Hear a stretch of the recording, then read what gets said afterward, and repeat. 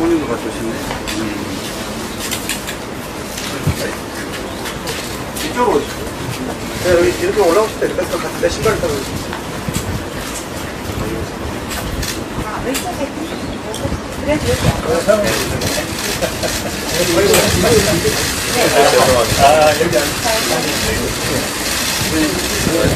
여기 의자를 그러면 이거를요, 우리가 저쪽으로 해주시죠. 네, 저쪽으로 할게요. 대표. 뭐 치우고.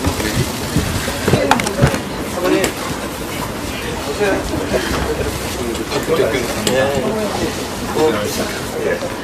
오랜만에 노래.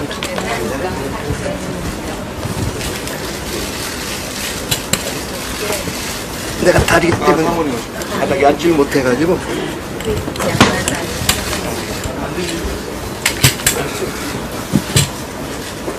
건강 어때? 아직은 괜찮습니다. 체크는 하고 있어요? 네. 네, 체크를 해야지. 아직은 며칠 안 됐어요. 대표님 제가 키가 꽤 큰 모양입니다. 의자에 앉으셨는데 비슷한데요.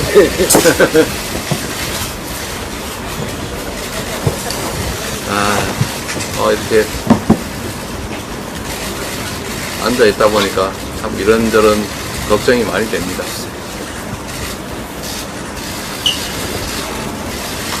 우리 대표님 어떻게 해야 될지 말씀 좀 해주시고요.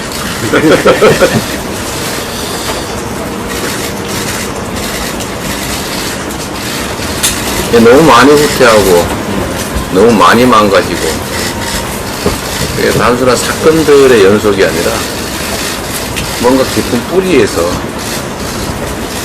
그러니까 민주주의도 법체제도 상식도 원칙도 다 들어엎어버리는 그런 느낌이 들어요. 국회에서 법 만들면은 시행령으로 부셔버리고 네. 대법원에서 강제징용 판결 내면은 대리비연제 해버려요. 헌재에서 야간 집회 허용하면은 그 현장에서 막 현장에서 막고 헌법 체계가 무너지고 있는 거예요 지금. 헌법이 국회, 정부, 법원, 헌재 이렇게 균형이 기본 질서인데 그게 그 자체가 지금 무너지고 있는 거란 말이에요. 근데 한 건 한 건의 사건이 아니고. 맞습니다. 그거는 하나의 징표들일 뿐이고 그 근저에 새로운 질서를 만들겠다는 의지가 있는 것 같습니다. 그러니까 상식적인 국민을 존중하고 상대를 인정하고 서로 경쟁을 통해 더 나은 길을 찾는 정치가 아니라 싹 다 제거하자, 무시하자, 대놓고 그런 전략으로 가지 않나 싶습니다. 헌법의 기본적 민주적 기본 질서라고 돼 있잖아요. 민주적 기본 질서라고 그 자체에 균형을 잡고 있는 거거든. 유신헌법 겨우 복원을 시켜놨거든. 네. 유신헌법을 87년 6월 한개월 겨우 복원을 시켜놨는데 그걸 어느 누구도 이걸 손을 안 댔던 거란 말이에요. 지금 이 정부가 와서 그 기본 질서 자체를 지금 무시하고 있는 건. 네. 통째로 뒤흔들고 있습니다. 거기에다가 이제 외교까지 저렇게 국정외교를 하니까 이게 주권 국가인지가 의심스러울 정도의 그런 행태들이 보입니다. 우리 의원님들이 요새 막 현장 많이 뛰시면서 열심히 막 하시대요. 워낙 이슈가 많아가지고요. 응? 워낙 이슈가 많아서. 그러니까 너무 많아가지고 네. 다 셀 수가 없을 정도예요. 네. 그래서 대표님은 후쿠시마 오염수나 이런 특정 이슈를 뛰어넘어서 총체적 이 난국, 이 피해에 대해서 국민을 대표해서 야당의 당수로서 지금은 싸울 수밖에 없는 상황까지 와 계신 것 같습니다. 그 밑에 이제 각 이슈는 저희가 국회에서 최고위나 원내에서 쭉 역할 분담해가지고 국감까지 쭉 진행해 나갈 건데요. 지금은 한두 문제로 우리가 버텨갈 수 있는 사안이 아니기 때문에. 이게 21세기 이 정보화 사회에 전혀 맞지 않는 공포 정치를 꿈꾸는 것 같습니다. 지난 1년 동안 그랬죠. 정보 통제하고 아니, 압수수색을 400건이나 하는 그런 사례가 어디가 있느냐고요. 지금도 하고 있겠죠. 찾을 때까지, 만들 때까지. 하여튼 저는 이 정권의 1년 몇 개월간의 행태를 보면 어떤 뭔가 새로운 질서를 꿈꾼다는 생각이 듭니다. 그러니까 뭐 법과 질서를 존중한다든지, 대표님 말씀하신 헌법 질서를 인정한다든지, 합리적 대화 토론을 한다든지, 상대를 인정하는 위에 뭔가 조정 통합을 이뤄낸다든지 이런 생각이 전혀 없다는 생각이 들고, 닥치는 대로 저지르는 것 같아요. 그냥 기존의 질서를 다 파괴해 나가는 것 같습니다. 역사 왜곡 문제도 그렇고, 한일 관계도 그렇고, 한반도 문제를 대하는 태도와 입장도 그렇고, 민생과 경제를 대하는 태도도 또 그렇고, 지금 다시 분열의 갈등을 자꾸 촉발하는 국정을 해나가지 않아요. 원래 통합해 나가거든요. 다른 거보다도 경제가 지금 겉에 보이는 것보다 훨씬 더 심각하거든요. 국가 재정이 이렇게 부실할 수가 없거든.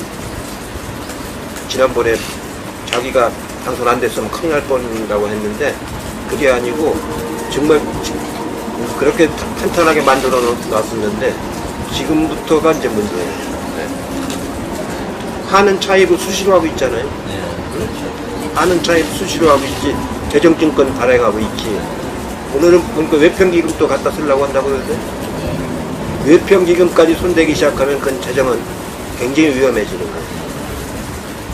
이건 외평기금은 우리가 수출하는 나라이기 때문에 반드시 사수해야 되는 기금이거든요. 환율 관리를 하기 위해서 반드시 가지고 있어야 되는 건데 지금 외평기금 손대기 시작한다고. 경제 문제나 이런 데는 또 관심도 없는 것 같고. 아니, 국가의 이런 체계에 대한 이해가 없어, 이해가. 그 대통령이든 국무총리든 그 장관이든 손 댈 수 있는 게 있고 못 대는 게 있는 거예요, 국가 일에는. 아무거나 막 손을 대니까 이렇게 되는 거예요. 법인세 잔뜩 감면해줬잖아요. 그러니까 세수가 부족할 수밖에 없어요. 그러니까 다른 걸 자꾸 줄이잖아. 안 줄여야 될 것은. 뭐, 그 때문에 경기도 점점 나빠지고. 그렇죠. 경기는 악순환 구조에 들어가는 거라고. 재정 기능을 거꾸로 하고 있단 말이에요. 마이너스 기능을 하고 있단 말이에요. 이럴 때 재정이 역할을 해야 되는데, 재정의 역할을 축소하는 상당한 일을 벌이고.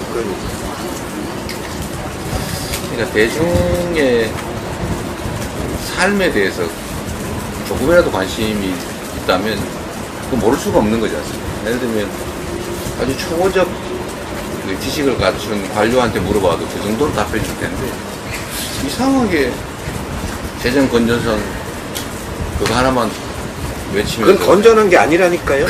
건전성을 막치는 거죠. 오히려 더 위험하게 하는 거라니까. 네. 재정이 위험해지지. 근데 누가 직언하는 사람도 없는 것 같아요. 본인은 즉흥적으로 얘기를 하고 누가 그렇게 하면 안 된다고 직언하는 사람도 없는 것 같아요. 순간적으로 막 지시하고 막 그러는 거예요.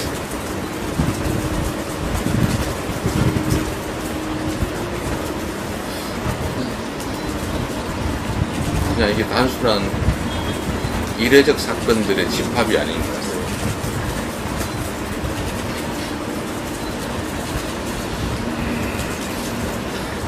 골목 경제가 너무 나빠지고 있다고 해요. 지금 내수도 나쁠 뿐만 아니고 특히 수출이 안 되니까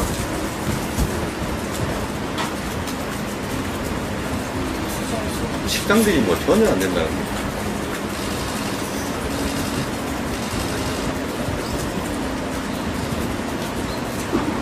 지금 이대로 가면 아마 금년에 재정 적자가 한 60조 가까이 날 것 같은 내가 보니까 이미 벌써 40조 이상 발생을 했고 관리 조금만 못하면 60조 최소 60조는 발생.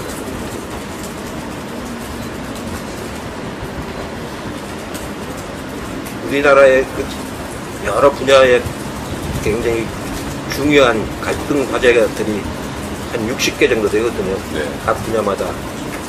그거 하나하나가 다 유기적으로 연결되어 있는 거거든요. 경제가 나쁜 걸 끝나는 게 아니고 거기서 또 다른 갈등이 막 생기잖아요. 네.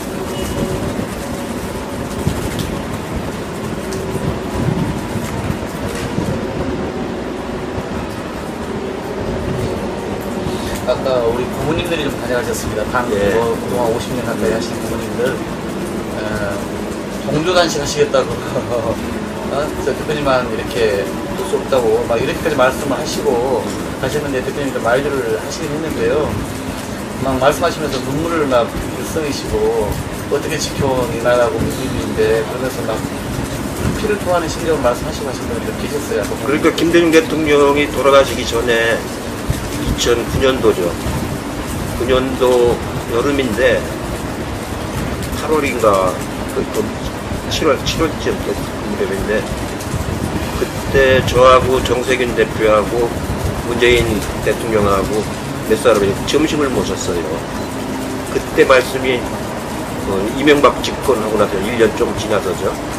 그때 말씀이 경제가 무너지고 민주주의가 무너지고 한반도 평화가 무너진다. 네. 그 걱정을 하시면서 그때 하신 말씀이 벽에 대고 욕이라도 하라고 그런 말씀을 하셨던 기억이 나는데 지금이 딱 그렇게 됐어요. 지금이 딱 그 지경이거든요.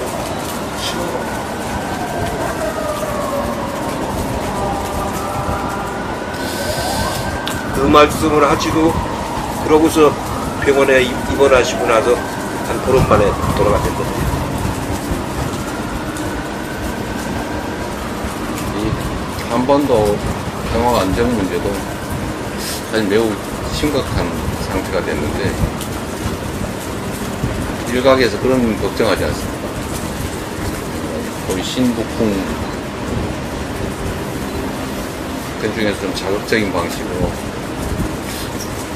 일종의 국지적 충돌까지 발생하지 않겠냐 그런 걱정까지 하는데 그게 전혀 기호가 아닌 것 같아요.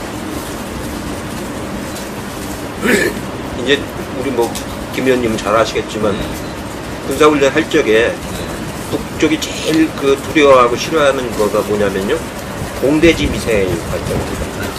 스텔스기로 해가지고 스텔스기 떠가지고 공대지로 하면은 소리는 나는데 비행기가 보이진 않잖아요. 그거 훈련한다 걱정을 한 겁니다.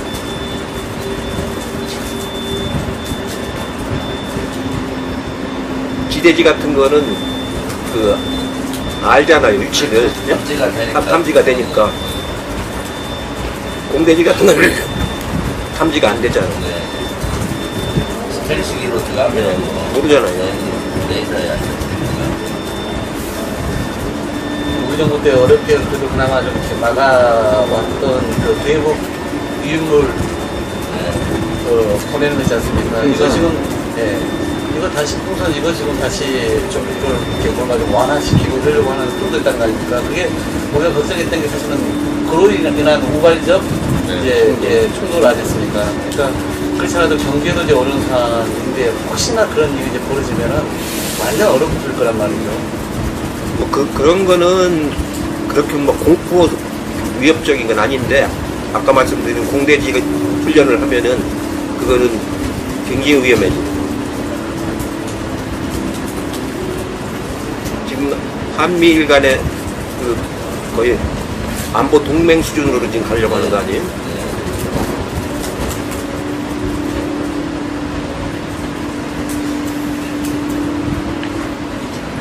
동북아 안보의 불균형도 무너져내고 전쟁의 먹구름이 저는 막 밀려오는 느낌을 받고 있습니다. 그러니까 평화가 무너진다는 그 말씀이 느껴지는 거죠.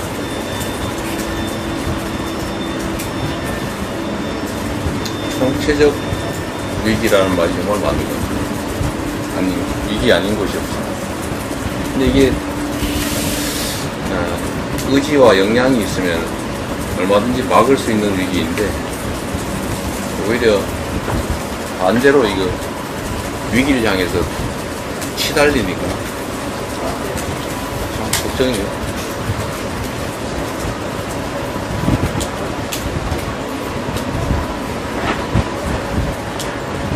그래도 이 대표님이 이렇게 막 큰 결단을 하셔가지고 경각심을 막 일으키고 국민들도 굉장히 지금 주의 깊게 경각심을 가지고 보고 있거든요.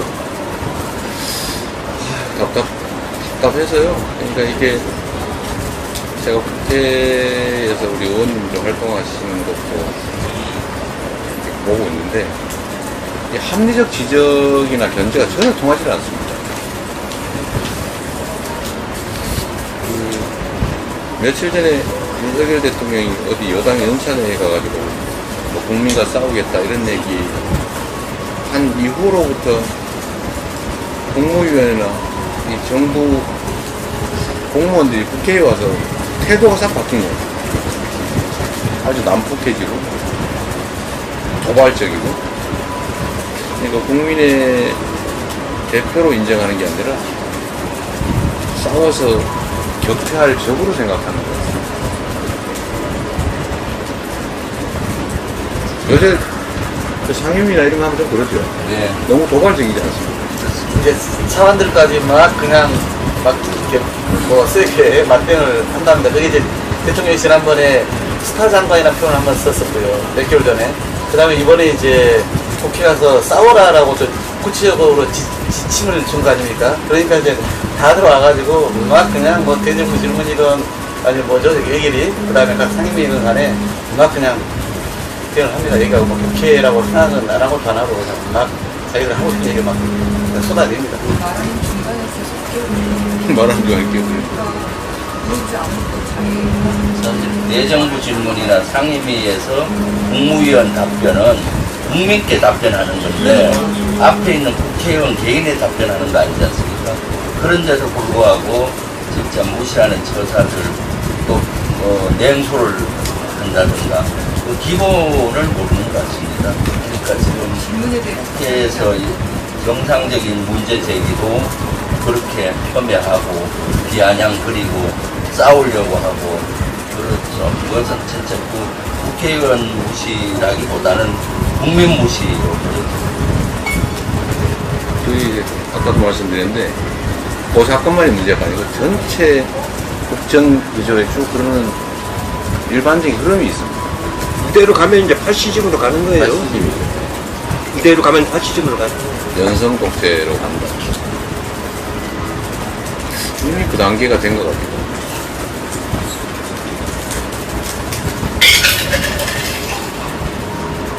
지금은 총리까지도 눈에 띄게 총리도 뭐 그렇게 합니다. 그렇게 하니까 어디 일일 보고를 대통령 비서실로 하는가 봐. 누가 어떻게 했는지 일일 보고를 하는지 경쟁적으로 너무 용기 안 주는 거예요.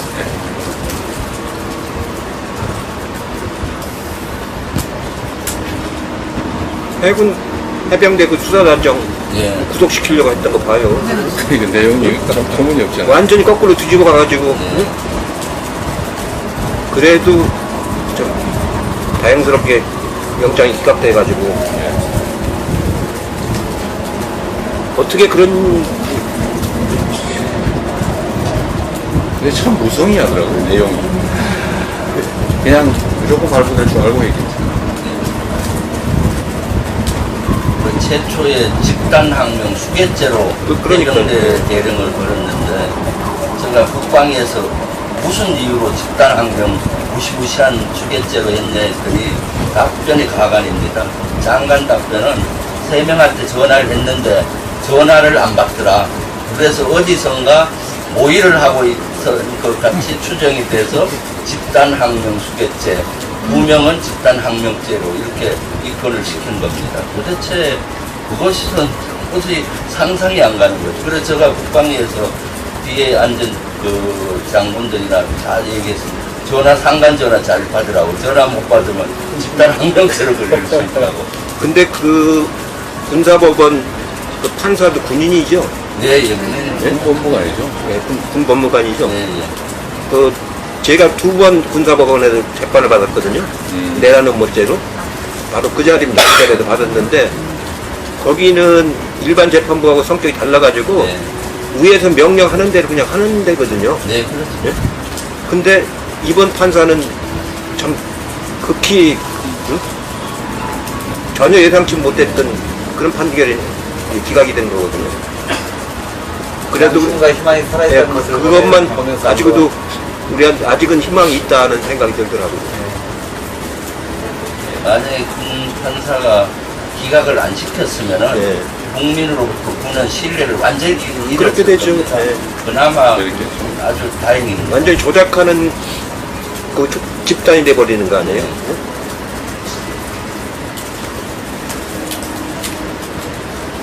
그 해군 아니 해병대 수석 단장도 참 용기 있는 사람이고 네. 그 판사도 참 용기 있는 네.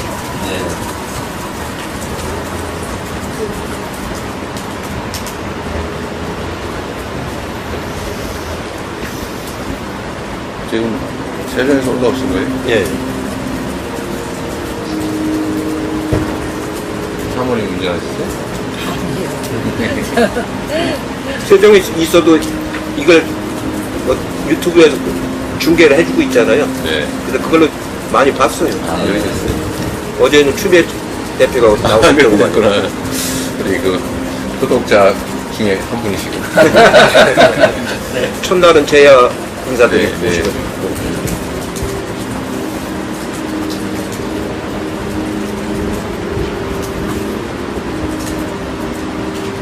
그 대표님 오신 김에 잠깐 들어가서 말씀 좀 나누고 가시죠.